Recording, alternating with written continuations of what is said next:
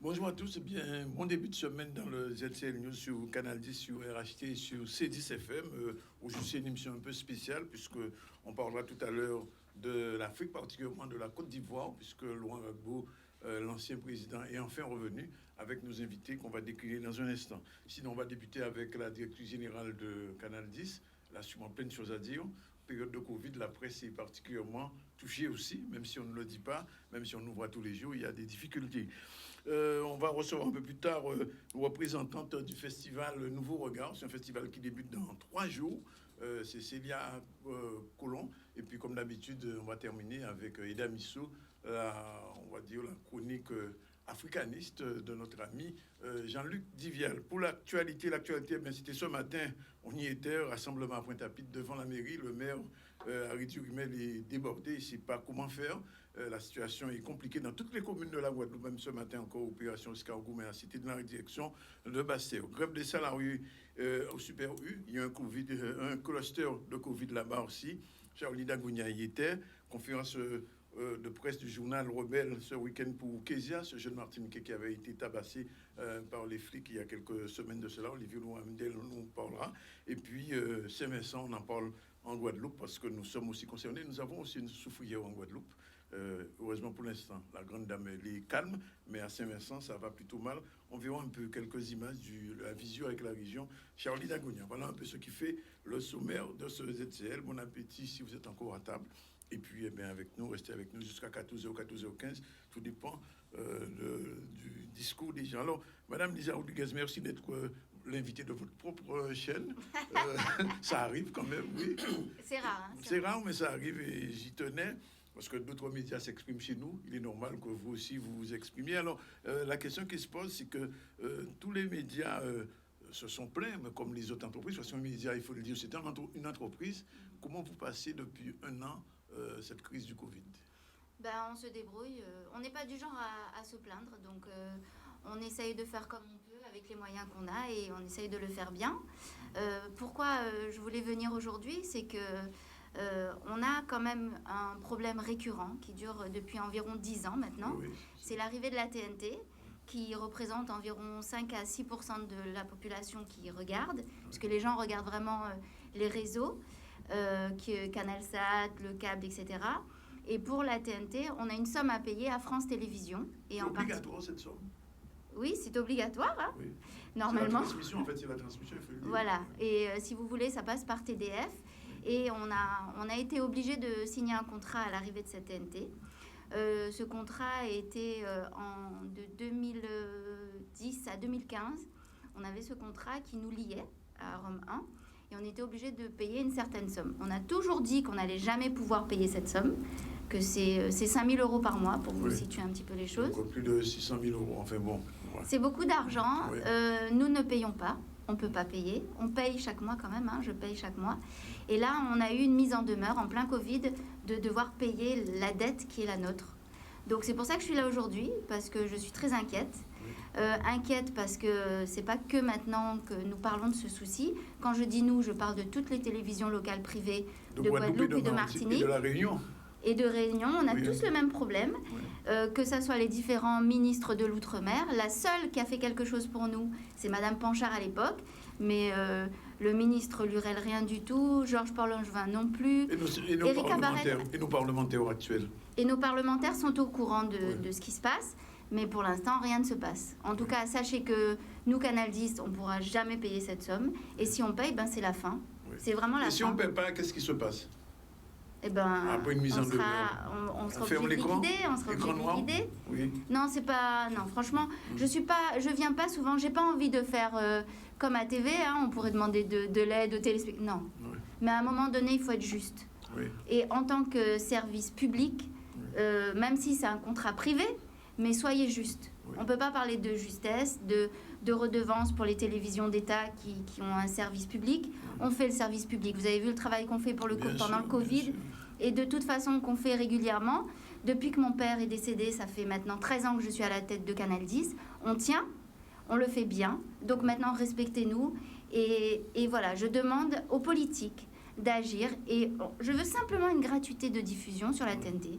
C'est tout ce que je demande. C'est possible. Ben, je pense. Oui. Que le gouvernement s'aperçoit que nous sommes un média qui travaille et on le fait correctement. C'est tout ce qu'on vous Qui fait demande. autant que le service public. Voilà. Et qui est Donc un média le privé. ministre, le nouveau ministre, avec le directeur de cabinet qui est quand même Ils sont quelqu'un au qui nous courant, connaît, Lisa, ils sont au courant de la situation. ils sont au courant de la Oui, situation. parce que j'ai vu que vous avez fait le déplacement jadis avec Roland Larochèze en France, tout Oui, ça. mais chaque année, à chaque nouvelle gouvernance, on répète la même chose. On a même parfois des personnes haut placées, hein, on va dire un directeur de cabinet, qui vient, bon, alors c'est quoi le dossier? Ils nous reçoivent, ils sont même pas au courant de ce qui se passe, et on est obligé de répéter les mêmes choses.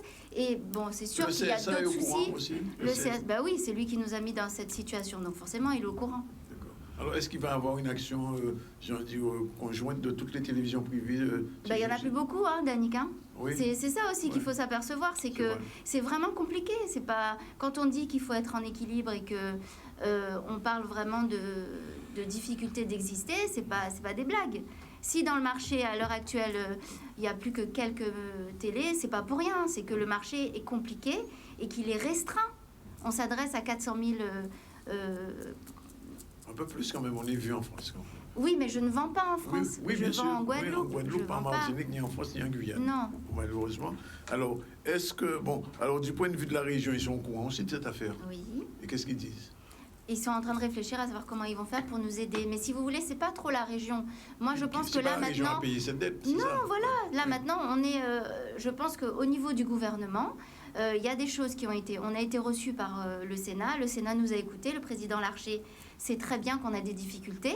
Donc, crise Covid oblige, on nous a écoutés. Mais maintenant, il faut vraiment que ça soit périn dans le temps Oui. et qu'on puisse travailler sereinement. Oui. Parce qu'on a des pères et des mères de famille quand même. Alors, il faut dire aussi pour tous les gens qui nous regardent que, vous l'avez dit, Lisa, au début, la TNT, c'est quoi? 5-6% de Guadeloupéens qui sont sur la TNT. J'ai demandé à Médiamétrie de nous faire l'étude pour pas raconter de bêtises, mais Ah, vraiment, mais oui, encore sur oui, sur la c'est TNT. 6%, c'est vraiment, c'est pas grand-chose, quoi. Donc, Ouais. on nous demande de payer quelque chose qui... Enfin, c'est illogique. D'accord. Depuis le début, c'est illogique. Sinon, si au canal, vous êtes satisfait de ce qui se fait tous les jours, est-ce qu'on peut aller mieux? On peut toujours faire mieux. Oui. Et on essaye toujours de faire mieux. Avec les nouvelles technologies, on essaye vraiment de proposer des choses qui changent. Et il faut toujours, je pense, ne jamais être satisfait de ce qu'on fait, mais toujours essayer d'améliorer et de proposer quelque chose de qualité, parce que les gens, c'est ce qu'ils attendent. Au niveau du Covid ici, tout va bien? Tout va bien, on a eu peur à un moment donné, mais tout va bien.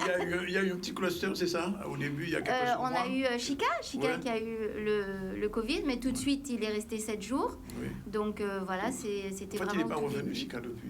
Non, ouais. Il reviendra quand? Puisqu'on me pose la question, quand on est là, oui, on pose la question. Pour l'instant, je ne sais pas du tout. Ah bon? Oui, À ce c'est quand point-là? même... Oui. D'accord. Il a beaucoup souffert, il souffre toujours, et Toujours. pour l'instant, je ne sais pas. Oui.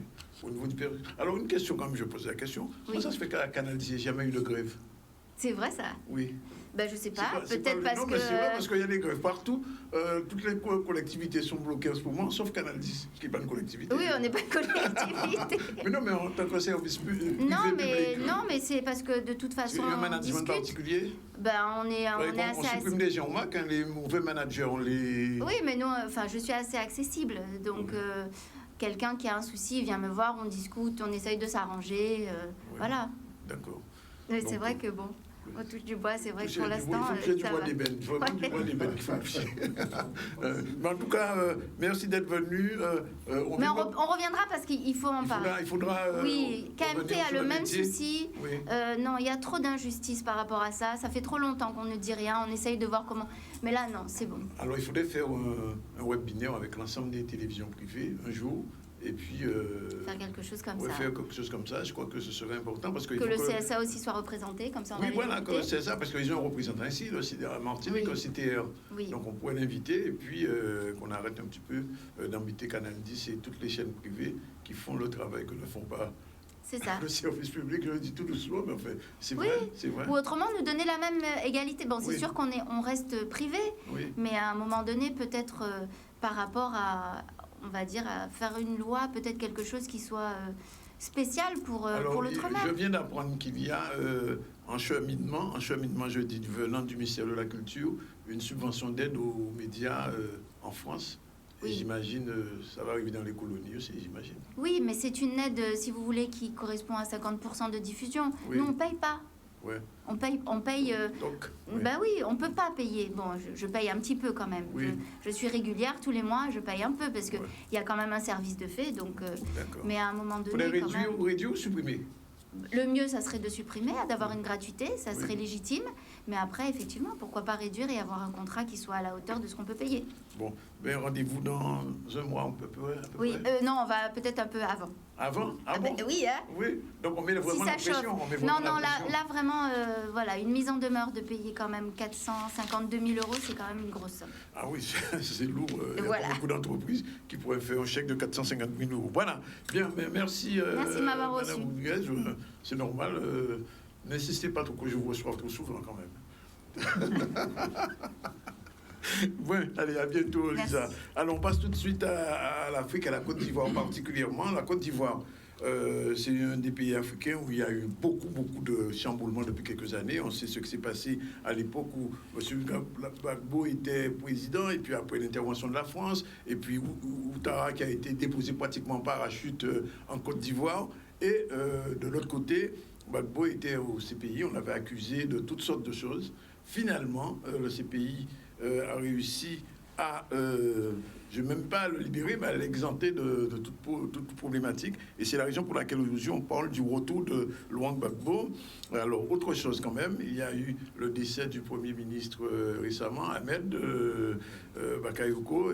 On n'a pas compris, on pensait que c'était le prochain présidentiable. Et donc aujourd'hui, avec Narcisa Ibo, enseignant et chercheur aux Antilles, à l'Université des Antilles, on en avait parlé, c'est pas la première fois qu'il vient un débat sur les pays africains, sur l'Afrique. On a aussi avec nous Laurent Dingui, bonjour.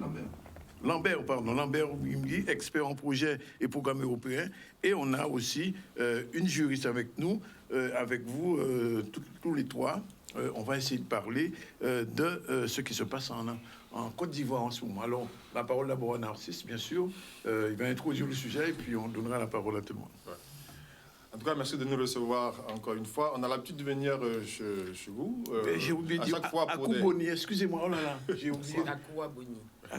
Pardon? Akouaboni. Akouaboni, d'accord, excusez-moi. Je vous en prie. Bien, alors vas-y. Donc, je disais qu'on a l'habitude de venir à chaque fois pour des crises Oui. en Afrique en général. Il n'y a pas l'UGTG en Afrique, non? Non. Les syndicats, pour l'instant, ils sont, voilà, c'est pas la même vivacité, c'est pas la même culture syndicale dans ces pays-là. D'accord.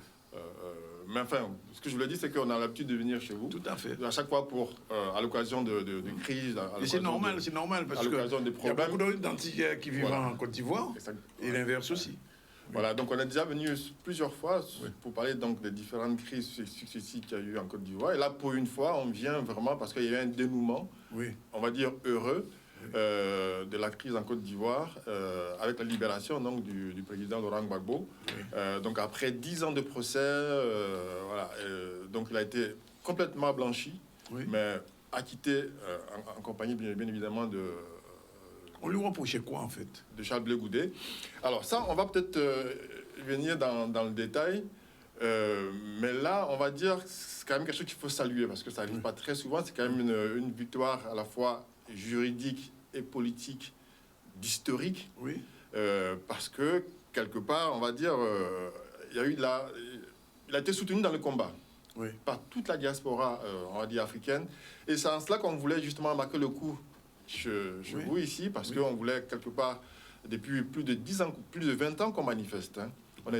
On est soutenu en Guadeloupe par les associations, par les syndicats, par les intellectuels, par les associations des droits de l'homme, etc. Même pas vous êtes seul. Et on a été soutenu aussi par les médias, donc y compris Canal 10. Donc on voulait vraiment saluer, marquer le coup pour saluer tous ceux qui ont vraiment soutenu ce combat-là, dont l'aboutissement aujourd'hui est la libération totale, mais le blanchiment total donc, du président Laurent Gbagbo et de Charles Blé Goudé. C'est la raison pour laquelle j'ai insisté pour qu'on puisse avoir marquer ce temps, pour vraiment remercier tous les Guadeloupéens. Moi, je pense à l'UGTG qui nous a à l'époque avec M. Gauthiero, Tout à fait. qui nous ont Je me soutenus, souviens, ouais. les associations comme Racine, je sais pas, même les médias comme Guadeloupe Première aussi, nous ont tout à soutenus, fait. avec Brother Jimmy à Oui, oui. l'époque, avec Jean-Charles Martyr-Fall, Jean-Philippe Omotunde, qui est un activiste militant Aussi. guadeloupéen, intellectuel, etc. Donc on voulait vraiment marquer le coup pour partager cette bonne nouvelle avec eux, pour leur dire que voilà, ce combat-là, il n'a pas été vain. Vraiment, voilà l'aboutissement du combat. C'est pas la fin du combat. Ah non, c'est pas la fin, c'est le début d'un nouveau combat. C'est le début d'un nouveau combat. Oui. Voilà. Et donc, elle a été libérée de toutes les charges parce que, justement, on a une juriste avec nous qui va peut-être nous préciser un peu les choses. Parce que, on va dire, les juges de la CPI ont refusé de cautionner une mascarade. Oui. On refusait de cautionner vraiment je sais pas, une fumisterie parce qu'il a été envoyé là-bas pour des raisons qui sont...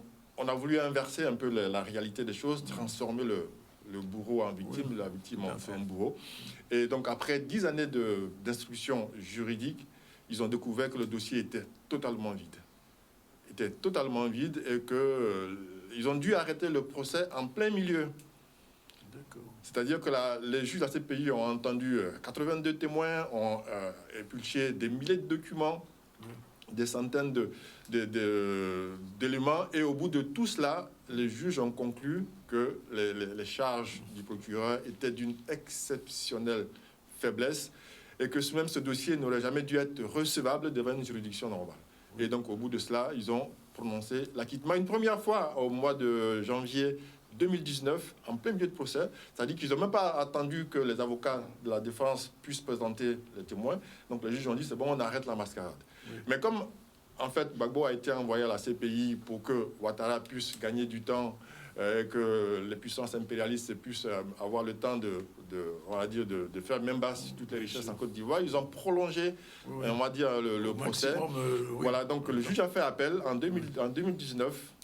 Et donc l'appel a eu lieu le 31, le jugement de l'appel a eu lieu le 31 mars, donc il y a 10 jours. Et donc il y a de nouveau abouti, voilà, le dossier Et son étant de retour, nouveau vide. physiquement, il est Voilà. de retour. Voilà, et donc là, c'est la fin du débat.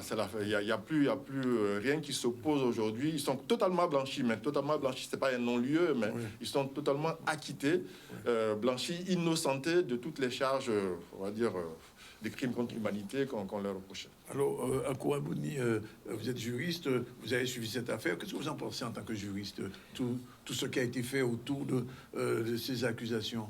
Ben, écoutez, le problème, c'est pour faire un petit rappel Oui, c'est nécessaire. des faits et de la procédure. En fait, comme Monsieur Zaïbo l'a résumé tout à l'heure, en fait, dès le départ, c'est-à-dire que dès 2010, je crois qu'il a été question, Ouattara et ses, comment je pourrais dire ça, ses mandataires, en Oui. fait, avaient déjà décidé de transférer Laurent Gbagbo à la CPI parce qu'ils ont considéré que il est resté 10 ans au pouvoir et en fait pendant ces 10 ans au pouvoir il a été un petit peu un frein, Oui. si vous voulez, aux velléités des puissances voilà, aux puissances occidentales. Et donc dès 2020 déjà ils avaient envisagé de le transférer à la CPI, mais il fallait trouver un motif valable ou sérieux de le conduire à la CPI. C'est comme ça que alors à l'occasion donc du procès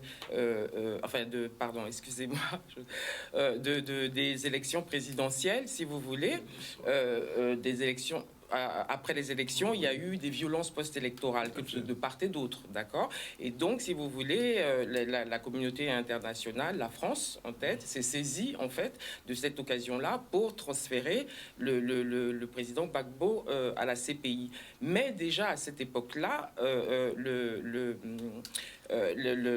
l'enquête qui avait été demandé était illégal puisque la Côte d'Ivoire n'avait pas ratifié le traité de Rome à l'époque. Oui. Donc après son transfèrement, c'est après coup que pour pouvoir régulariser la procédure, en fait, la Côte d'Ivoire a dû ratifier donc le traité de Rome. Et c'est ainsi que, si vous voulez,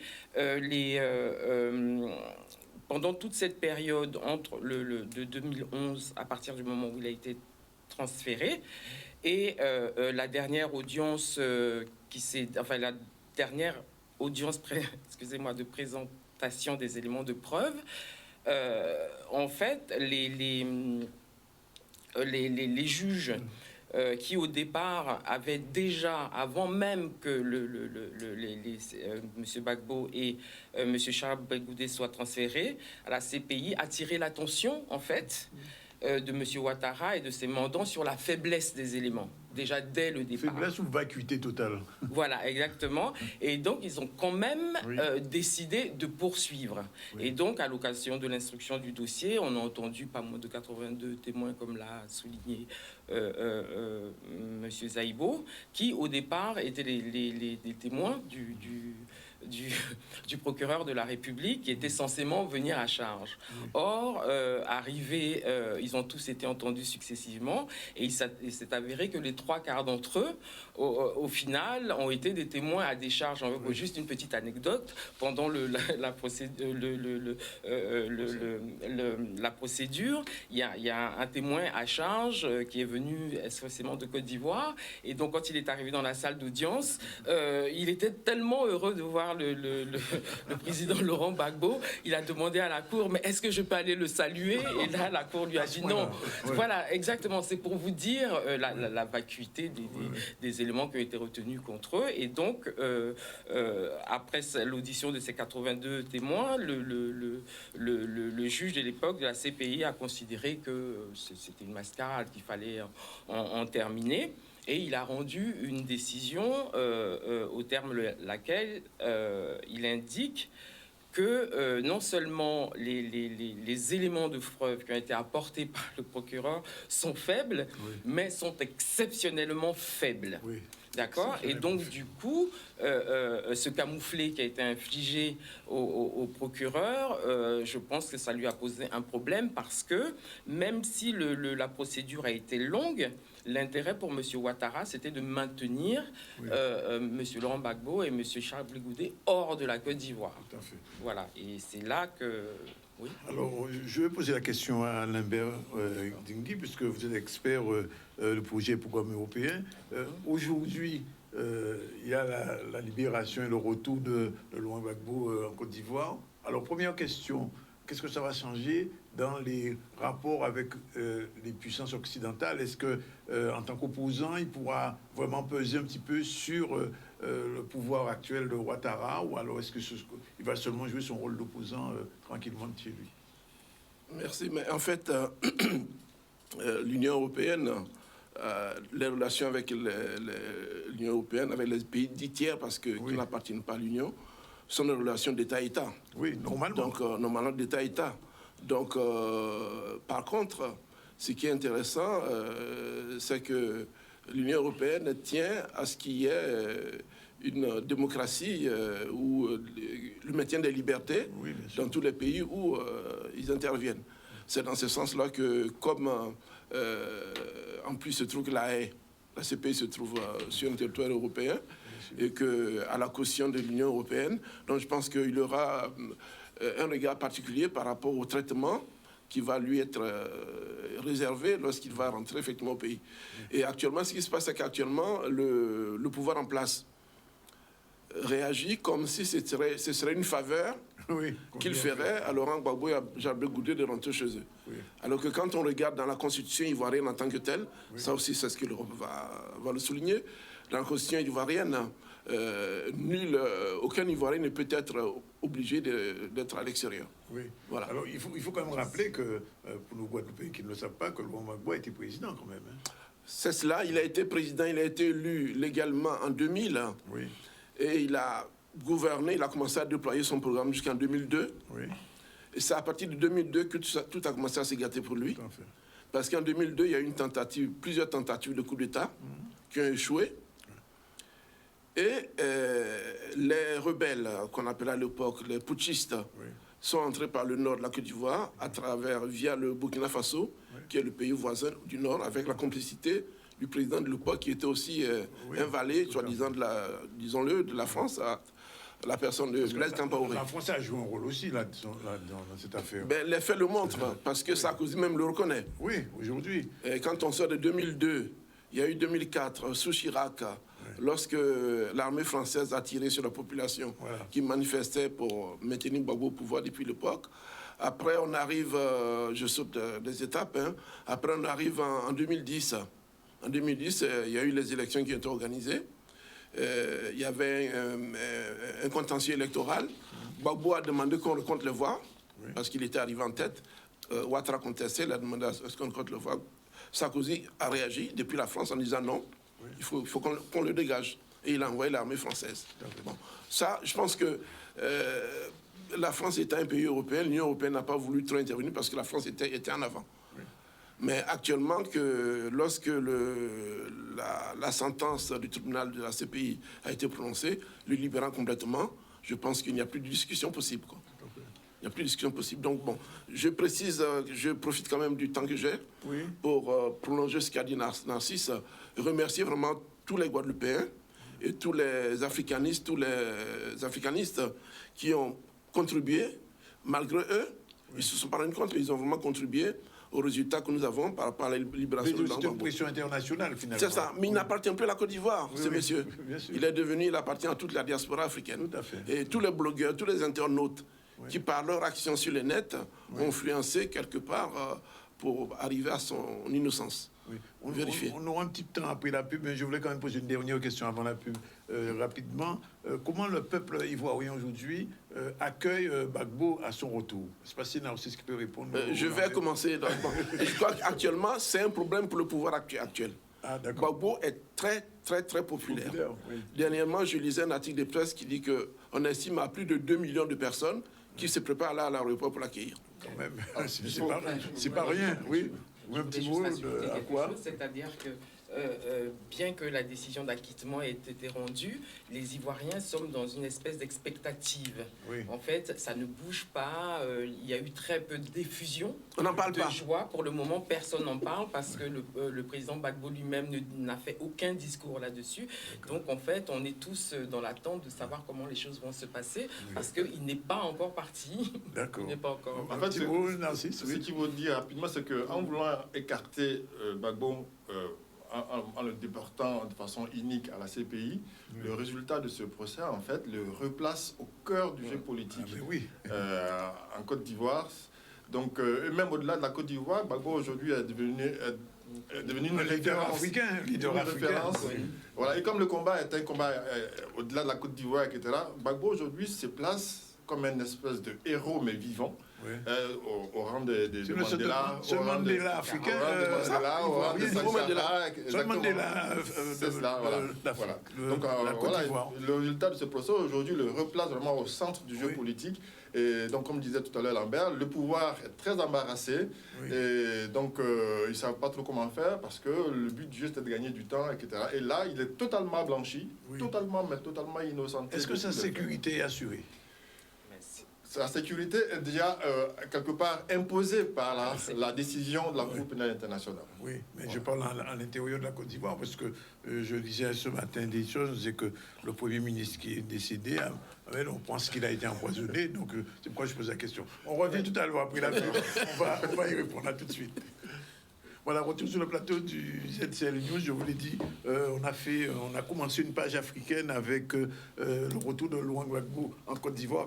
Avec nous aujourd'hui, nous avons Akwaboni, bonjour.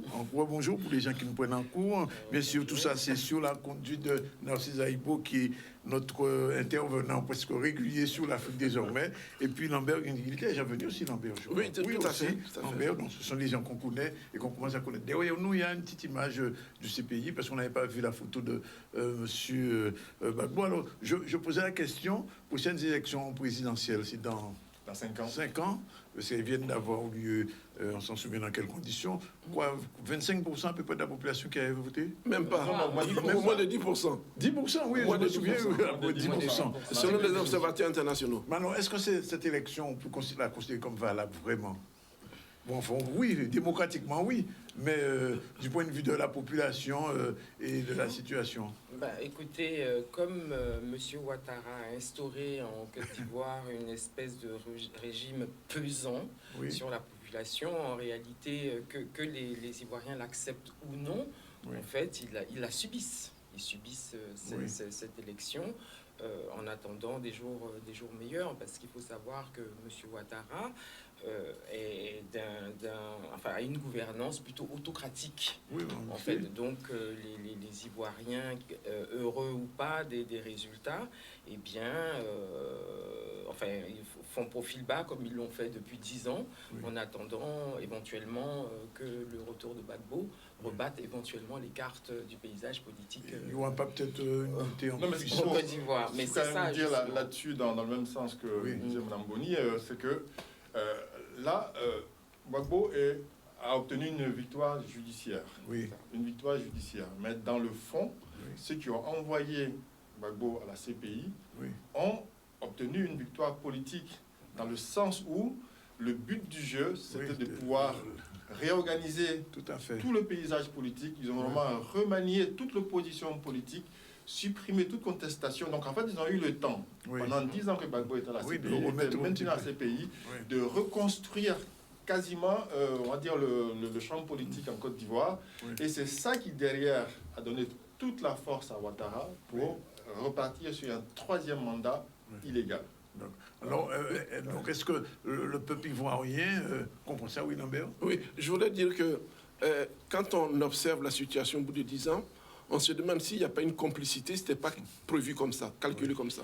Parce que 10 ans de 2010 à 2021, il y avait 2 mandats possibles. Donc, ce qui est sûr, c'est que Ouattara a toujours eu peur de Gbagbo politiquement. Donc, Gbagbo est éloigné pendant 10 ans. Calculé avec les mandataires de la CPI, il avait le temps de faire son 2e mandat. Il espérait mettre un poulain, malheureusement. Bon, le soir on a décidé autrement. Donc il fait un 3e mandat illégal. Il fait d'abord les élections, il a le temps de faire les élections présidentielles, les législatives. Maintenant que la situation politique, il n'y a plus d'échéance politique en vue. Donc, le procès de Gbagbo a lieu, tout d'un coup, au 31 mars, il est libéré, blanchi définitivement. Il n'y a plus d'élection possible en Côte d'Ivoire avant 5 ans. Donc il peut rentrer. Oui, tranquillement. C'est bizarre, hein? Oui, non, mais c'est calculé, comme vous dites. Non, je comprends parfaitement. Alors, reste à savoir, il n'y aura pas une révolution populaire, non? On ne le souhaite pas, peut-être? On ne le souhaite pas, mais quand même, ce qu'il faut quand même souligner, c'est que ce procès, bizarrement, on va dire, il fait l'objet d'une indifférence complète dans les médias français. Il fait l'objet d'une indifférence totale. Je ne suis pas surpris, mais ce qu'il faut quand même noter, c'est que, alors que ce procès-là se camouflait, comme tout à l'heure dit Mme Boni, ce revers-là que prend la France, c'est quand même le résultat, on va dire, pour employer des termes cinématographiques, tout ça est vraiment une production française, une réalisation française, une mise en scène française qui aboutit quelque part à un vaste revers, parce que derrière, on a voulu, comme on dit, changer complètement la donne en Côte d'Ivoire. Voilà. En fait, ils ont perdu quelque chose judiciairement, mais ils s'en foutent complètement. Ce qu'ils veulent, en fait, c'est la victoire politique sur le terrain, parce qu'aujourd'hui, ils ont anéanti toute l'opposition en Côte d'Ivoire, pour faire même base sur les richesses en Côte d'Ivoire à travers donc l'allégeance. Ça veut dire que Gbagbo a du mal à reconstruire politiquement autour de lui. Mais tout c'est artificiel pour l'instant. Toute cette mise sous le teignoir de l'opposition en Côte d'Ivoire est quelque chose d'artificiel. Alors ce qu'il faut savoir aujourd'hui, c'est que aujourd'hui les preuves, on va dire, surabondent de toute cette mascarade-là. N'importe quel journaliste d'investigation aujourd'hui en Côte d'Ivoire n'a plus qu'à se baisser pour ramasser les preuves. Parce que ce qu'il faut savoir, c'est que là, en ce moment, se tient le procès de Bouaké. Vous vous rappelez, la France, pour justifier son intervention en Côte d'Ivoire, donc a dit que c'est Gbagbo qui avait bombardé la base militaire de Bouaké. Aujourd'hui, les parents des victimes françaises ont pris un avocat et qui a démontré que c'était un complot qui avait été monté de toutes pièces à l'époque par le ministre de la Défense de l'époque, Alliot Marie, et le Premier ministre de l'époque, M. Délibin. C'est la France-Afrique qui a géré ça. Pour justifier le bombardement. Pour justifier le bombardement, alors que c'est eux-mêmes qui ont actionné les pilotes biélorusses pour pouvoir tirer sur la base militaire française. Voilà. Et donc aujourd'hui, les preuves aujourd'hui, c'est vraiment surabondent, on va dire, dans tous les médias aujourd'hui. On est même surpris que au niveau de la presse française, il n'y a rien qui transpire. Moi non plus, parce que je veux dire, ils ont tous été au départ, en fait, ils ont au départ du transfèrement de Laurent Gbagbo, en fait toute la presse française, occidentale avait servi de propagande. Ouattara, c'est un envoyé de la France, c'est un commis de la France, on peut dire comme ça. C'est ça. Oui. Les médias avant ont fait un travail préalable avant et donc là, je veux dire, admettre qu'ils se sont trompés. Oui, ça paraît un peu compliqué, donc je pense qu'il est préférable. On verra quand Gbagbo sera rentré, comment est-ce qu'ils vont couvrir cet événement, parce que là, on est tous en attente. Deux petits mots quand même, c'est important, sur la situation économique de la Côte d'Ivoire aujourd'hui, sa relation économique avec l'Europe et avec la France particulièrement. C'est-à-dire que les donnes n'ont pas changé. Par exemple, pour ne parler que du franc CFA, Monsieur Ouattara et M. Macron se sont alliés pour transformer le franc CFA en éco, mais en fait c'est exactement la même monnaie.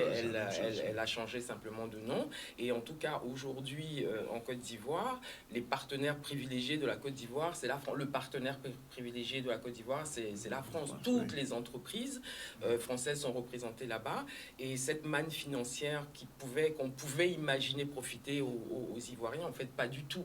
C'est-à-dire que tous les intérêts qui sont installés en Côte d'Ivoire sont d'abord et surtout au profit des intérêts étrangers. Et la dynastie Ouattara, surtout ça, parce qu'il faut dire que il gouverne le pays comme si c'était sa propriété privée.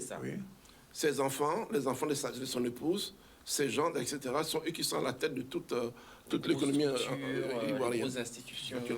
Et on le soupçonne, actuellement, les journalistes le soupçonnent, même plus les médias, sauf ceux qui sont inféodés au pouvoir, de préparer une dynastie. Parce que tous les présidentiables de son camp sont morts ou éliminés. Deux ou trois. C'est ça, voilà, en moins d'un an. Et actuellement, on soupçonne qu'il prépare le terrain pour son frère, soi-disant frère. J'ai lu ça. Voilà. Donc, c'est pour cela que le retour de Laurent Gbagbo au pouvoir. Oui, c'est un lapsus révélateur. On l'accepte. Peut permettre de rebattre les cartes, d'une certaine manière, parce que s'il y a une seule personne actuellement en Côte d'Ivoire qui peut faire l'union, qui peut permettre que l'unité de la Côte d'Ivoire renaisse, ce n'est que lui. C'est que Laurent Gbagbo qui pourrait faire l'unité en Côte d'Ivoire. Un dernier mot. Non, mais juste pour compléter ce que disait Lambert tout à l'heure, c'est qu'il faut voir qu'il y a en fait deux espaces-temps. Voilà. Vous avez, pendant les 10 années, la procédure à la CPI, où tous les témoins à charge sont devenus témoins à décharge. Donc voilà, en fait, toutes les preuves de la machination ont été révélées à la CPI. Et dans le même temps, dans le même espace-temps, vous avez la gouvernance de Ouattara de 2010 jusqu'à 2021. Et pendant cette gouvernance de Ouattara, tous les alliés, tous les anciens alliés de Ouattara, se sont tous aujourd'hui, retournés contre Ouattara, et ont tous rejoint le combat de Gbagbo. À commencer par Guillaume Soro. Guillaume Soro, qui était le chef de la rébellion et qui a été même le premier ministre de Ouattara, qui a été ministre de la Défense de Ouattara. Donc aujourd'hui, Guillaume Soro est en fuite parce qu'il a eu, l'outrecuidance de pouvoir envisager, de s'envisager un avenir présidentiel. Ça, c'est impensable sous Ouattara. Donc après Guillaume Soro, donc si bien que tous les alliés de Guillaume Soro, aujourd'hui qui est en fuite, ont aujourd'hui rejoint le clan Gbagbo. Après, il y a eu donc le ministre Ahmed Bakayoko, dont on parlait tout à l'heure, qui lui aussi qui a eu l'outrecuidance de s'imaginer un avenir présidentiel. Il a été empoisonné. Alors finalement, il a été empoisonné. Il a été empoisonné. Par le cancer subi. C'est un homme qui était en bonne santé. Un ministre qui était en bonne santé. D'abord, il est ministre. Le fait d'être ministre, donc il bénéficie de tous les soins, de toutes les attentions médicales, etc. Donc c'est quand même assez surprenant qu'il meure subitement comme ça. Donc là, aujourd'hui, en Côte d'Ivoire, tout le monde sait qu'il a été empoisonné par Ouattara parce qu'il a commencé, lui, à s'imaginer un avenir présidentiel avec Ouattara en train de construire sa dynastie. Et donc, tous ces gens-là, aujourd'hui, Bédié, le président Bédié, qui était allié à Ouattara, s'est désolidarisé de Ouattara. Donc, aujourd'hui, Ouattara n'est plus, il est seul. Donc, quand je disais tout à l'heure... Il a la France quand même, hein. Il a la France. Oui, il a la France derrière lui, effectivement. Mais sur le terrain, sur le terrain politique, aujourd'hui... en Côte d'Ivoire même, son positionnement, il est complètement artificiel. Et qu'aujourd'hui, il y a tout le bloc de la Côte d'Ivoire, tous les anciens alliés de Ouattara ont tous aujourd'hui rejoint Gbagbo, et le fait que Gbagbo revienne aujourd'hui, ça donne vraiment du baume au cœur à tout le monde, et donc le combat qui s'annonce demain va être des combats assez comment on dit, pertinents. Quoi. Alors, on va terminer juste un petit mot, puisqu'il y avait hier des élections au Bénin. Il y a une association béninoise ici. Bon, je sais que vous n'êtes pas du Bénin, mais enfin, vous suivez quand même ce qui se passe en Afrique. Et le président en place, pratiquement, il n'avait rien en face. En Afrique, en général, celui qui, le président sortant, n'a jamais rien en face. Ah, d'accord, c'est une règle. Oui, oui. En Afrique. Il y a eu deux candidats, la seule exception, finalement. La seule exception, ça a été la Côte d'Ivoire, où oui. Celui qui était en face bénéficiait d'appui beaucoup plus grands, beaucoup plus lourds oui. que ceux que la Côte d'Ivoire elle-même détenait. Je voudrais quand même souligner que, pour revenir un petit peu à la Côte d'Ivoire encore, que Ouattara actuellement, qui a été installé par les chars de Sarkozy, Oui. donc il a remercié Sarkozy de différentes manières, mais entre autres, il faut savoir qu'il a été nommé ambassadeur de la Côte d'Ivoire Au Qatar. au Qatar. Au Qatar, ah bon, oui, d'accord. Il n'y a pas de Ivoirien qui peut faire ça. Ivoirien. On ne peut pas citoyen ivoirien avec ça. En tout cas, je vous remercie. Alors, Narcisse, je vais quand même faire une demande publique. On parle de la Côte d'Ivoire, mais il y a d'autres pays africains. Alors, je te charge, je dis aujourd'hui, d'organiser un débat un de ces jours avec d'autres confrères, frères africains ici, sur la situation générale de l'Afrique, parce que ça nous intéresse aussi bien la Côte d'Ivoire, le Sénégal, le Gabon, le Bénin. Il y a même des gens qui s'appellent Bénin ici. C'est vous dire comment on est lié. Donc, dès que ce sera possible, l'antenne est ouverte. On pourra faire un petit débat comme on en a fait déjà sur la situation, surtout au regard de la question de France-Afrique. Là, c'est une question qui nous interpelle toujours, la transformation du CFA en éco. Et je pense que les relations néocoloniales, parce que nous sommes encore sous la domination coloniale, donc ça intéresse les Guadeloupéens. Donc Narcisse, comme on dit, quand tu seras prêt... Je charge de cela. Oui, tu es chargé de mission. Voilà. Chargé de mission. Voilà. Il est 13h26, on revient à l'actualité de la Guadeloupe. L'actualité de la Guadeloupe, c'était ce matin devant la mairie de Pointe-à-Pitre. Vous savez que les collectivités sont toutes aujourd'hui bloquées par l'UTC-UGTG pour des revendications dont le premier point n'a toujours pas été accordé. Alors, le maire de Pointe-à-Pitre aujourd'hui, monsieur Harry Durimel, a voulu mobiliser ses amis et aussi les non-grévistes, comme il a dit devant la mairie, savoir si on pouvait débloquer la situation. Résultat des courses, on regarde le reportage de Maxime Morel. Nous étions là ce matin. Vous voyez bien que c'est des gens qui sont venus pour chercher l'affrontement physique. Et nous, ce n'est pas dans notre intention. On n'est pas venu pour faire un pugilat. On est venu pour faire triompher la raison et la majorité. On a une majorité d'agents qui me réclament l'accès à leur poste de travail. Et on a une majorité de la population qui pâtit de la dégradation environnementale, sanitaire et financière de la ville. Donc ce matin, nous espérions que la raison l'aurait emporté. Pour l'instant, c'est les muscles qui mènent, les timales, les gorges. Et donc on n'est pas venu pour faire gorge, on n'est pas venu faire le timal. On va se replier, on va encore essayer de voir par quels moyens on instaure le dialogue social. Ça, c'est notre objectif, c'est notre obsession, le dialogue social. Mais la ville, là, il essaie de dire nous qu'on s'est besoin d'entrer en mairie là. Donc nous dit que aujourd'hui là, nous payons entrer en mairie là, c'est tout. Parce que pourquoi? Depuis le 22 février, nous déposons un préavis. Pas jamais levé nous dit garde. Et si nous pas venus ici dans le jour, donc c'était justement où nous avons point en les plateformes là, qui a fait passer en cité, que nous te dit arrêtez ça. Mais aujourd'hui là, la ville la pas et la matin à dans négociation que nous enclenché quelques jours après. Donc nous savons, hein, population la pas attendre, population la pas vrai. Yo vrai ça dit dit sur les réseaux sociaux. Yo vrai gens étaient aigris. Mais nous pas venir à l'affrontement avec Rimel. Hein. Nous là tranquille, nous pas pressés, nous pas dit nous 10 points de revendication les plateformes là. Donc nous pouvons faire dans l'accord au cadre et format là nous là c'est les maires, les présidents des PCI, président conseil général, président conseil régional, préfet, centre de gestion et la DRFIP et puis les différents grands élus qui nient, sénateurs, députés et compagnie. Donc nous avons dit aussi ensemble avec nous à l'entour table pour nous négocier les 18 points qui ont les plateformes là de manière à ce que nous signions un accord cadre qu'on nous toujours dit depuis le début. Mais aujourd'hui, ils refusent, ils disent que c'est demain la discussion. Donc on va se replier avec les collègues pour voir ce qu'on fait de cette proposition. Personnellement, j'envisage de me mettre en grève. Parce que tout le monde est libre de faire sa grève à sa manière. Je pense que je réfléchis à la solution de me mettre en grève. Illimité.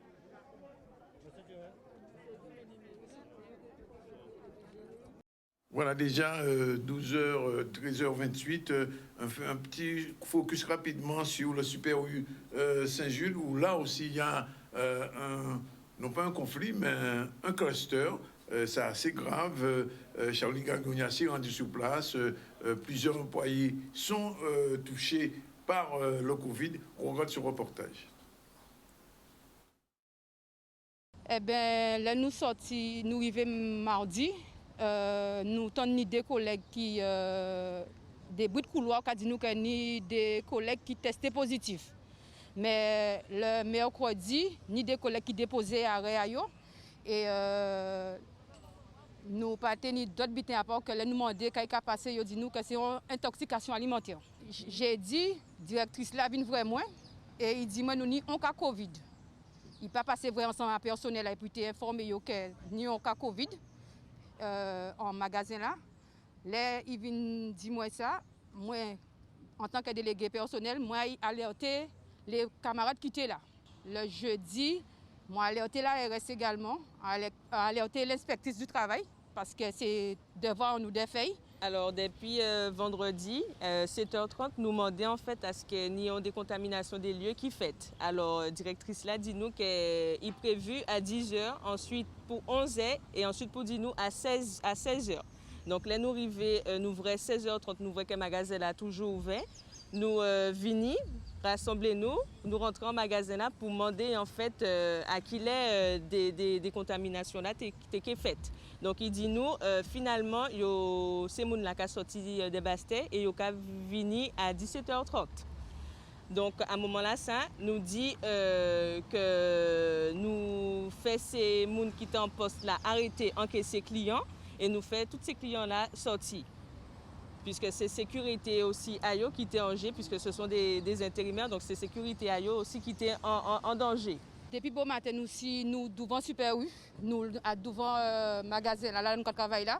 Et ces clients là qui ont demandé nous quand passer, nous pas menti à ces clients là pour nous dire c'est nous ni cas Covid dans magasin là et malheureusement yo ka dit nous comme ça que c'est un seul cas et on ni plus cas qui ça.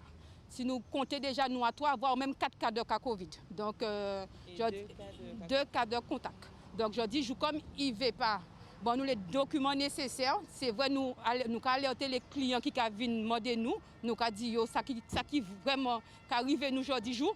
Donc c'est pour cela que nous devons Super U nous attendons les documents pour nous faire ça répondre personne. Alors celle bité que nous commandons c'est qu'il y a une décontamination des lieux qui fait. Depuis l'histoire Covid là, rien de tel pour les gens faits en magasin là. Donc là nous simplement commandé en décontamination et qu'il bon nous justificatif qu'il bien fait en décontamination. Puisque bon matin là, ils viennent vrai nous avec une attestation, un papier qui a disant que entreprise de nettoyage là qui a attesté qu'il a payé cotisation. Voilà une situation un petit peu particulière. Nous aurons l'occasion d'y revenir. En tout cas, Super U pour l'instant, peut-être qu'il ne faut pas jouer là parce que si c'est un cluster, ça veut dire que les ocailles là sont tombés ainsi en maladie. Il est 13h30 pratiquement. On prend la deuxième pause et on se retrouve tout à l'heure avec Célia Colomb et bien sûr notre chroniqueur du lundi. Je vais parler de Jean-Luc Divial et d'Ami Soudan dans un instant. Le plateau du ZCL News, je vous l'ai dit, on va recevoir Madame Célia. Non, Cécilia, je dis exprès là. Cécilia Colomb. Bonjour. Elle est donc régisseuse, on dit ça? Non, ça se dit pas. Oui, on dit régisseuse. Régisseuse. Alors, je suis d'abord présidente de l'association. Présidente de l'association qui organise ce nouveau regard au festival qui est revenu. Voilà. On a reçu Madame Delany l'autre jour. Elle nous disait que le festival est reparti pour de bon cette fois-ci. Oui. Il soit tous les années ou toutes les 2 ans? Normalement, c'est tous les ans. Là, j'espère qu'il n'y aura pas les mêmes problèmes que l'année dernière. 2020 est rayé. Qu'est-ce qui s'est passé en vous? 2020, il y a eu le Covid.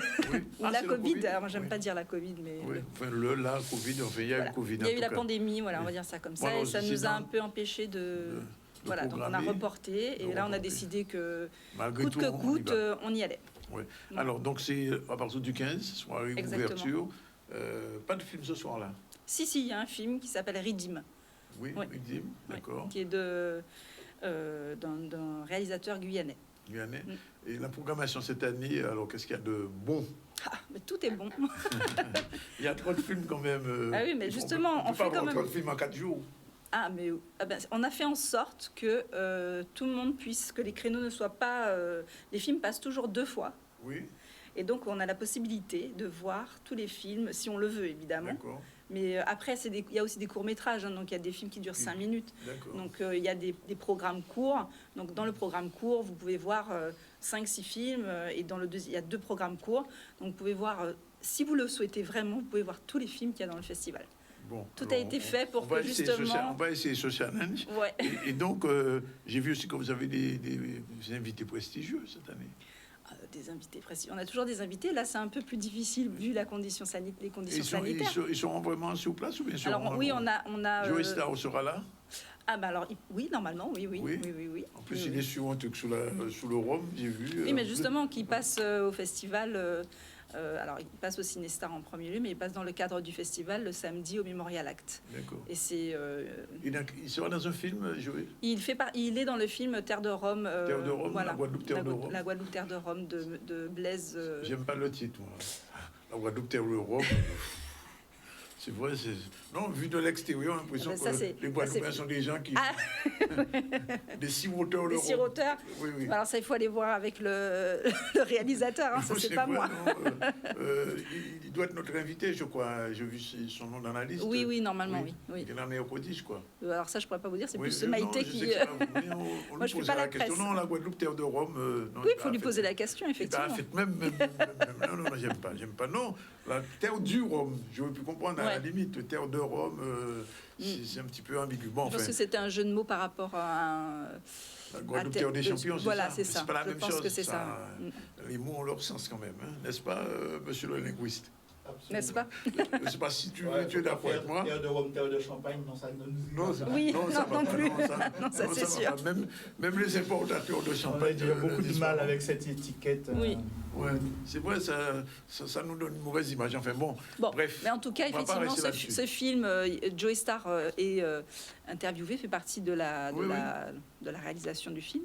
Oui. Et donc, il y a pas mal de personnalités dans ce film qui parlent justement de leur rapport avec le au rhum. Parce que je veux dire, on a tous un rapport avec le rhum, quel qu'il soit. Mais à consommer avec modération quand même. Certainement. Bon, à part ça, alors, autre film intéressant. Dans les 30, il y a 30. Dans les 30, il y a tous les films qui sont en compétition. Donc, il y a des films comme Ivani. Vanille encore en compétition? Oui, parce que... J'ai déjà eu tellement de prix. Oui, mais sauf que vous savez, justement, on a quand même décidé de garder certains films parce que nous avions déjà fait une sélection pour l'année dernière. Oui. Donc, on n'a pas voulu, en fait... changer la donne. Changer tout. Alors, on a rajouté certaines choses dans notre sélection, mais on n'a pas voulu tout changer. Et puis, on s'est dit que de toute façon, il y a quand même des gens qui n'ont toujours pas vu. Je ne l'ai pas encore vu. Ben voilà, vous voyez. Et donc, que ça serait l'occasion de le voir et de donner une visibilité, une autre un autre écran, on va dire, de visibilité pour des spectateurs. Dans la liste. Mortenol aussi est dans la liste, oui. Bon, le film, je l'ai vu, il est très bien. Ouais. Tu as vu le Mortenol? Pas encore. Ah, il faut voir ça. Vous l'avez vu, non? Bah oui, évidemment. Hein? Mais Ivani vient de sortir, c'est pour ça. Là, c'est vraiment. Il fait le tour du monde en ce moment. Oui, mais il fait le tour du monde, mais il n'est pas encore visible Il est dans les sélections de festivals, mais il n'est pas encore vraiment accessible au grand public. Donc c'est vraiment ça va être. Passé à la télévision quand même ici. Boîte de première.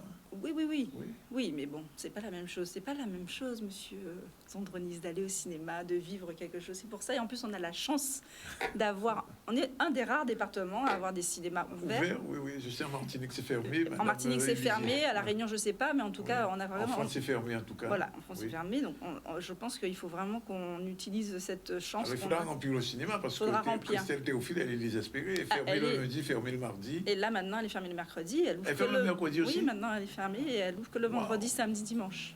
Alors le festival, c'est le 15 c'est quoi? C'est jeudi, mais c'est Memorial Act. Et à partir du 15, principalement au Cinestar. Oui. Et sinon, nous avons une séance en collaboration avec le Terra Festival, qui est un festival aussi qui parle d'environnement. Donc c'est un film autour de la montée des eaux. Mort ou vivant, je sais pas. Non, le Terra n'est pas mort. Il prend juste. Il n'y a pas eu non plus l'année dernière. Mais non, mais après c'était difficile. Donc, mais là, normalement, en novembre, je crois qu'ils ont décidé de le faire. Oui, ils reviennent. Bon, oui. Tout le monde revient. Et justement, Martine Sornet sera là, et on fait un partenariat pour essayer justement de créer des connexions entre les festivals, Ah, parce qu'on a besoin de se tenir les une bonne coudes. idée, enfin. Voilà. Ouais. Et donc, c'est un film qui s'appelle L'Arche d'Anote Oui. et qui parle de la montée des eaux sur une petite île qui est dans les Pacifiques, si je ne me trompe pas, D'accord. et qui subit la montée des eaux et comment vivre vis-à-vis de ça, cette chose inéluctable qui va arriver et qui finalement nous concerne aussi parce que nous sommes quand même une île Ah, et ben oui, à un oui. moment donné, il faudra aussi se poser ce Ben, genre vous de savez questions. que dans un siècle, la Guadeloupe risque de disparaître. Enfin, Ouais. une partie de la Une Guadeloupe. partie, oui. Enfin, une partie. Voilà. Ouais, ouais. Donc ce sont des questions importantes et puis voilà, on a une séance famille aussi donc au Cinestar qui pour essayer de donner à la possibilité à des familles de venir voir donc des films qui sont en compétition.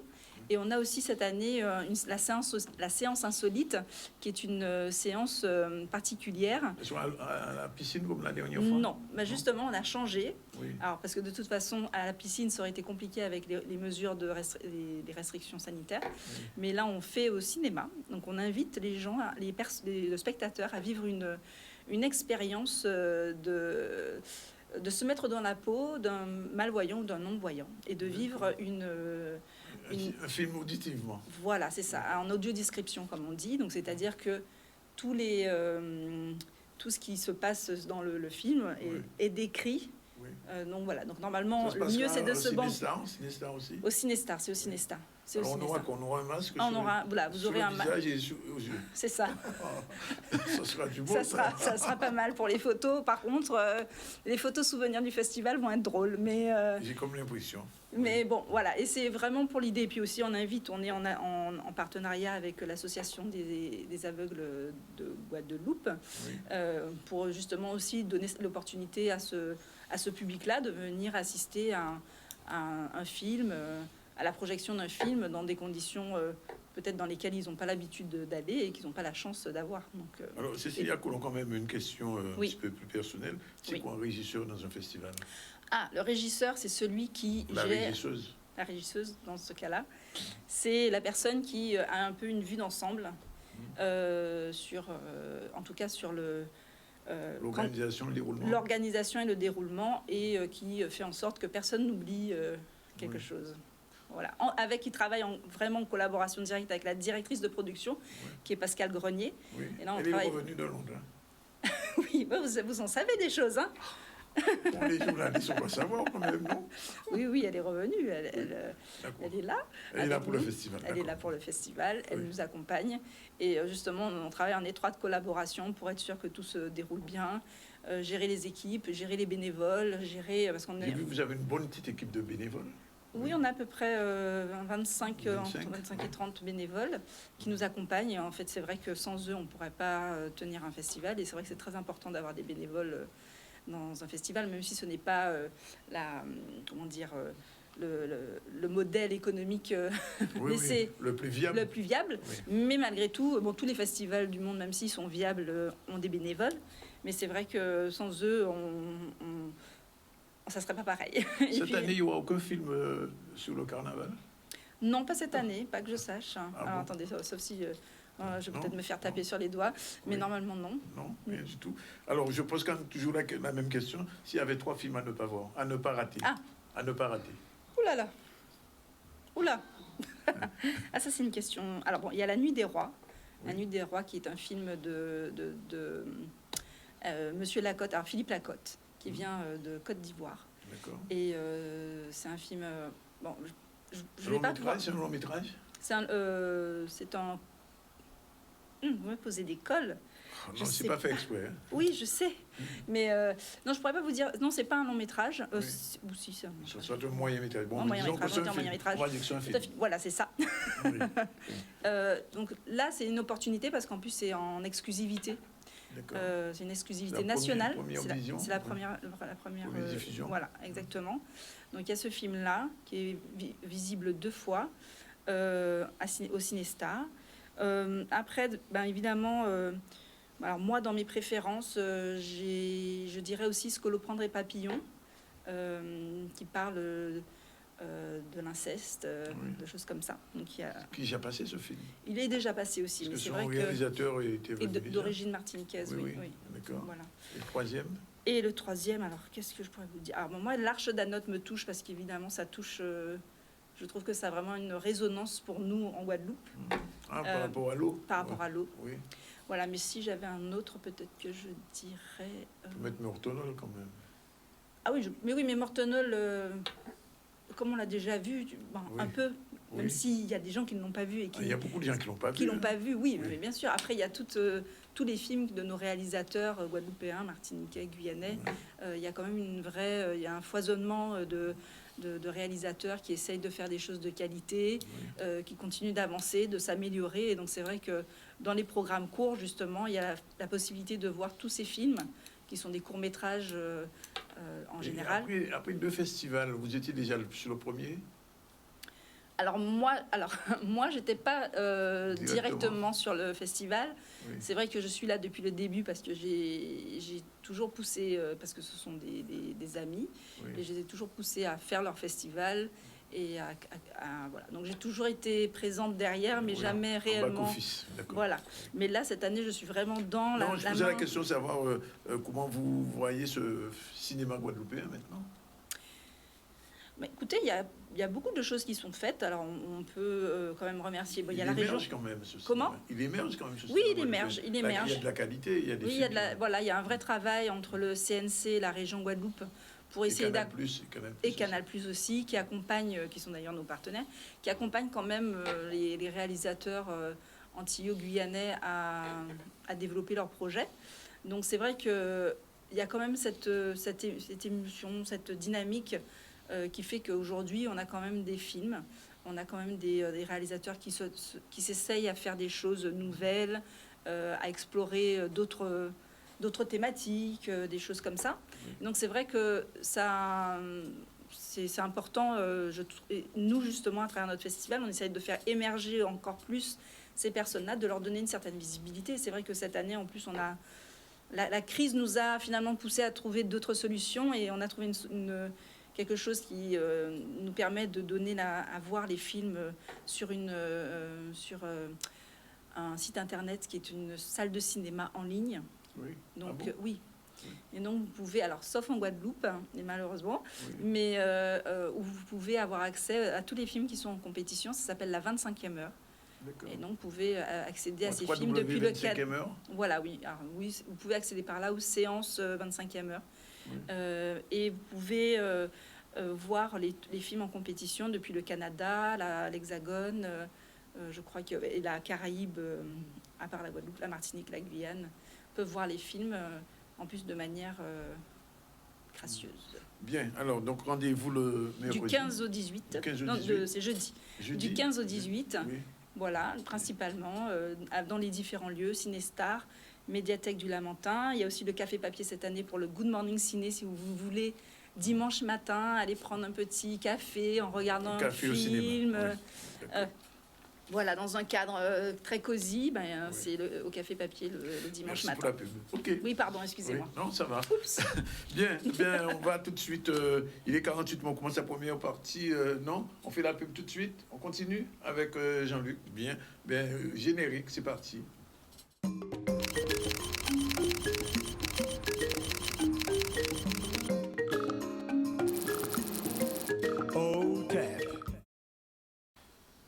Voilà, Jean-Luc, bonjour. Alors non, je dis OTEP. OTEP, bonjour, bien bonjour. Oui. Alors aujourd'hui, on va parler donc des phrases de notre langue qui sont 100% d'origine africaine, c'est ça? Oui. Oui. Alors, la question qu'on peut se poser, parce que vous savez, ce qui est admis généralement, c'est de dire que notre langue est une langue d'origine française, avec des apports amérindiens et quelques traces, espagnol, anglais, voilà, des langues européennes et quelques traces de langue africaine. Alors, dans notre travail, on peut se poser la question, mais est-ce qu'il existe des phrases qui ne répondraient pas du tout à cela, où on ne retrouverait ni des influences amérindiennes, ni des influences françaises ou européennes, et à ce moment-là, que penser de ces phrases? Voilà, et que penser de la langue? Voilà. Alors, on peut y aller. Je vais donner des exemples. J'ai une question comme ça, je vais poser, je ne sais pas, on verra. Alors, c'est parti. Premier tableau. Alors, la question du jour, c'est de savoir, comme je vous expliquais tout à l'heure, que penser dans notre langue si on peut retrouver dans cette langue des phrases 100% africaines. D'ailleurs, est-ce qu'elles existent? Et donc, on va introduire le sujet déjà avec un exemple possible. Mais vous savez, il ne suffit pas d'affirmer, il faut démontrer. Et c'est ce que nous allons nous attacher à faire en pareil cas. Donc, avec le tableau suivant, on va pouvoir déjà introduire le sujet. Alors, exemple 1, on prend une phrase toute simple. Oui. Moins un méo. Et la question, c'est combien de mots français existent, on peut relever dans cette phrase. Alors, maintenant, le chronomètre tourne et je vous écoute.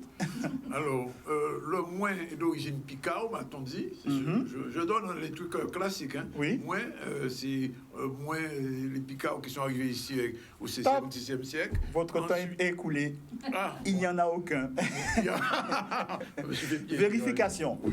Alors, nous avions déjà parlé de l'origine du moins comme pronom personnel de la première personne du singulier. Et nous avions vu que dans les langues africaines, eh bien, il correspond au chiffre 1. Alors ici, par exemple, voici les formes qu'on utilise.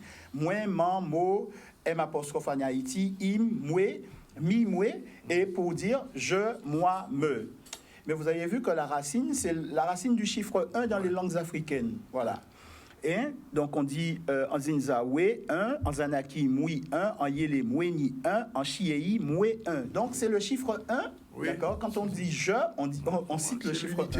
Oui. Voilà comment l'Égyptien ancien écrit dans sa langue le mot pour dire je, moi, me, mon, mes, homme. En fait, cet élément-là, vous le connaissez, c'est la fleur d'un roseau. La fleur, ça ressemble à une fleur de canne. Vous voyez que c'est translittéré I, le signe, c'est le signe répertorié M17. Et vous voyez que quand on nomme cela, parce qu'en réalité, c'est un pistil, vous voyez qu'on retrouve le moins, mouinsi, mouissi, mouissi, mouissi. Et en fait, ce terme-là désigne l'empereur, puisqu'il est unique dans le royaume, tout ce qui est unique. Donc, Mouéné, Mani, Moussa, Mouénier, qui sont les racines de mo, man, moins. Et ça désigne aussi le divin lui-même, qui est unique. Donc, vous voyez que le monothéisme a démarré très, très, très tôt en Afrique. C'est une pensée monothéiste. Donc, Oumouénier, Mounéné. Et on va voir, par exemple, l'origine du verbe aimer. D'accord ? Aimer, aimer en créole. Voilà. Oui. Alors, vous voyez que le scribe écrit cela. Pour écrire le mot aimer, il met un objet... Enfin, il présente deux objets à côté d'un homme assis, portant le doigt à sa bouche. Intéressons-nous à ce signe directeur et vous allez voir que c'est une ou. Il nous suffit de nommer cela pour générer la façon dont il avait de prononcer le verbe aimer. Et si on pousse notre réflexion plus loin, eh bien, on va regarder, par exemple, en copte, comment on dit la ou, la binette, la charrue. Eh bien, c'est aimer. Donc, vous voyez que nous, quand on dit aimer, on n'a pas fait la circonvolution par le français, c'est directement par les langues africaines. Et j'ai préféré prendre le copte directement. Et le ou en question, eh c'est le pronom personnel de la deuxième personne masculine du singulier, parce que dans nos langues, eh bien, il y a deux personnes, une personne double, un tu pour la femme et un tu pour l'homme. Et vous voyez qu'on vous présente la corbeille. Il y a trois façons de le présenter, soit la corbeille ou le couille, le petit poussin de caille, et un homme toujours assis pour dire l'autre, c'est-à-dire mon alter ego masculin. Eh bien, voyons comment cet accord se fait, puisque regardez, le nom de la volaille, c'est cou, le nom de la calebasse, c'est cou. Et en réalité, quand je nomme un homme, je désigne un homme, je dis cou aussi. Donc, vous voyez que c'est cette relation d'homophonie, de métaphore qui est sollicitée. Et regardez en zoulou comment je dis tu, ou. En banaro, comment je dis ou, tu, ou. En baba, comme en Martinique, ils disent ou, tu. Donc, vous voyez que tous ces éléments existent déjà à une époque où le grec et le latin n'existent pas. Donc, conclusion, moins mire, c'est une phrase 100% africaine.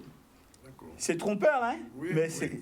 Et on a d'autres exemples. Ah bon, il y a d'autres. Il y a d'autres exemples. Alors, par exemple, je vous ai parlé de moigné pour dire Dieu. Oui. Mais vous savez que la divinité majeure de l'Égypte, c'est Osiris. Et voilà comment il est représenté. Hein. Vous voyez l'œil?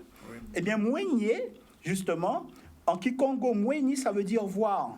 Et c'est de là que découle, par exemple, en Mesme, qui est une langue disparue de l'Éthiopie, ouais, qui veut dire voir. Donc, quand en Martinique, on dit ouais, voir, en voir, c'est de là que ça vient.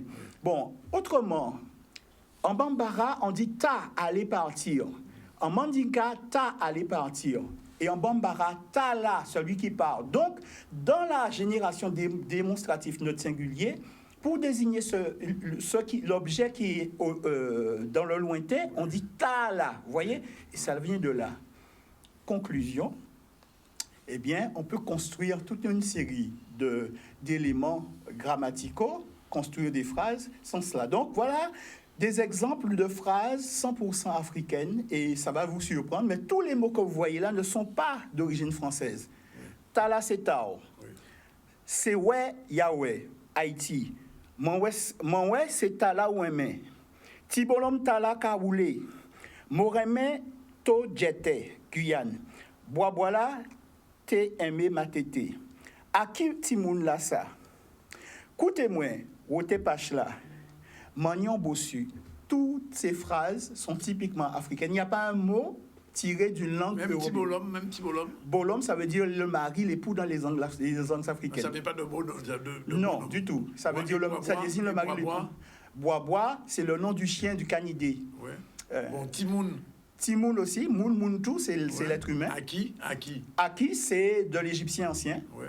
Kouté. Kouté, quand même, Kouté. Non, Kouté, c'est le nom, c'est écouter. Hein, oui. C'est écouter. Le scribe le représente par une oreille et une chouette. Le nom de la chouette, c'est Kouté. Oui. Et le nom de l'oreille, c'est Kouté. Et le Pache? Et Pache, c'est le débris, c'est le fragment dans les langues africaines. D'accord. Bon, exemple de dialogue Guadeloupe-Martinique. Alors, imaginez qu'un Guadeloupéen et un Martiniquais se rencontrent. Ouais, Gemboa? Qui Gembo? Gemboa. Awa, en Pawei. Mi, Gembo Tala. En, ouais, en Kavouei. Vous voyez? Donc, la conclusion, c'est quoi? Si on arrive à parler sans solliciter les langues indiennes, les amérindiennes et françaises, qu'est-ce que c'est que cette langue? En tout cas, c'est pas du créole. Et on n'a pas vu le problème de la syntaxe, là.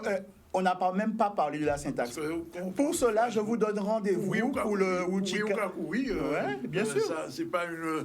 Bon. C'est le doublement de phonèmes, c'est la répétition, c'est la réciprocité. Ça ne veut rien dire. C'est la pensée symbolique africaine. Et pour la solution, je vous donne rendez-vous dans le tome 2 de Wuchikam, qui va s'intituler « De la pensée symbolique africaine à la langue dite créole ». Bien, merci. Aujourd'hui, alors je rappelle, puisqu'on termine là maintenant, qu'on a eu au début Lisa Rodriguez, la directrice générale de Canal, qui est venue parler un petit peu des problématiques posées par un certain nombre de, on va dire, de euros et des milliers, même d'euros, 432 000 euros qui sont demandés à Canal pour la retransmission sur la CNT. La TNT, c'est 6% seulement des Guadeloupéens qui utilisent la télévision en TNT. Et le système du gouvernement français, du CSA, c'est de taxer les télévisions privées en leur faisant payer la transmission par Rome. C'est un système de transmission. C'est pour ça que Lisa est venue aujourd'hui expliquer que le gouvernement peut-être met Canal 10, mais pas seulement, Alizé, TV, Éclair, etc. en péril. Et donc, il y a une action à faire là-dessus. Ensuite, nous avons fait un débat sur la Côte d'Ivoire. La Côte d'Ivoire, où, vous le savez, sans doute Jean-Luc, Laurent Gbagbo avait été condamné depuis une dizaine d'années par la CPI. Et finalement, il a été relaxé totalement. Le dossier était totalement vide. Il va retourner en Côte d'Ivoire. La Côte d'Ivoire qui est aujourd'hui soumise à Ouattara. Ouattara qui a été parachuté par le gouvernement français de l'époque Sarkozy depuis 10 ans déjà. Et aujourd'hui, 3 Africains, je parlais du chercheur Narcisse Aïbou, enseignant, chercheur à l'université, de Lambi Dengui, qui est expert en projet et programme européen, et d'une juriste Akouboni, tous 3 Ivoiriens sont venus parler de ce qui se passe aujourd'hui en République de Côte d'Ivoire. Et puis, nous avons fait un petit focus sur la situation à Pointe-à-Pitre. La mairie est en grève, mais ce n'est pas seulement à Pointe-à-Pitre, c'est Petit-Bourg, c'est Goyave, c'est un peu partout. Et donc, ce matin, M. Durimel a voulu essayer d'ouvrir un dialogue avec les Grédus, mais ça n'a pas marché. Et donc, résultat des courses, c'est demain que la rencontre aura lieu. La mairie est toujours fermée. Les écoles ont des difficultés à nourrir les enfants, pas seulement à Pointe-à-Pitre. On a parlé aussi de ce cluster qui se trouve au Super U Saint-Jules, à Pointe-à-Pitre. Et là, les travailleurs, les salariés ont fait une demande de retrait. Et le dernier sujet, on a le temps pour le dernier sujet ? Oui, on a 2 minutes. Bien, on va assister à la conférence du groupe Rebelle.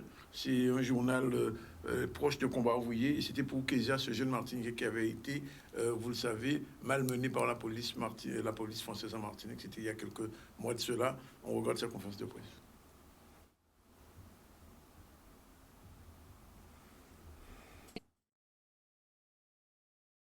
Oui, pour nous, c'est important de faire cette conférence de presse pour déjà apporter tout notre soutien à Kezia Nuissier, qui est un jeune militant qui dénonce l'empoisonnement au chlordécone en Martinique et qui, le 17 juillet 2020, s'est fait rouer de coups par 6 gendarmes et qui s'est fait traiter de sale négro par ces gendarmes racistes.